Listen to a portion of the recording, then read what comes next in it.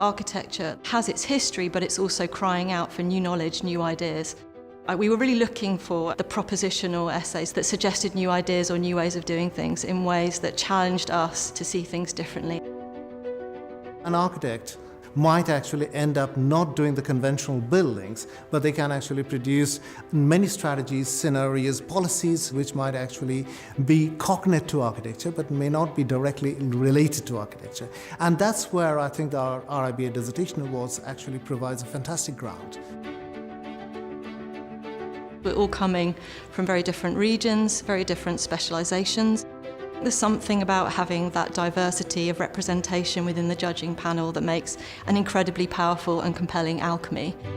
There was a strong acknowledgement of that in the room today, and we accept that different people come with different points of view. For me and for my peers on the panel, one of the important things was to consider how architects think about different problems, how we see the world and understand it and try to pose solutions. The breadth of entries was fantastic. The boldness of the approach, I mean, the idea that language and writing are as much a material as any kind of architectural material. We started to see many more submissions that really tested the notion of a thesis in itself. It wasn't always about the conclusions, there was emphasis on being innovative in the process too. And we started to see a complete window into worlds outside of the UK and Europe. I enjoyed very much looking at pieces which were understanding culture very, very well, understanding the context of that culture's operation.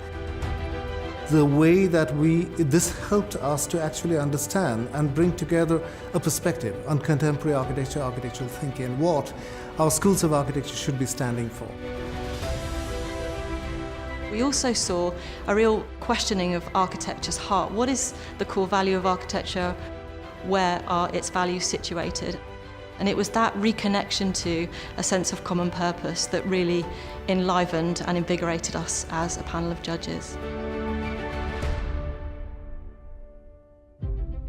Being part of this kind of conversation around how you value ideas has been incredibly important. And I've seen the popularity of the RIBA Awards grow over the past couple of years as students thinking that they can be part of this conversation. But it's also fantastic to be part of this tradition, which I think is incredibly important.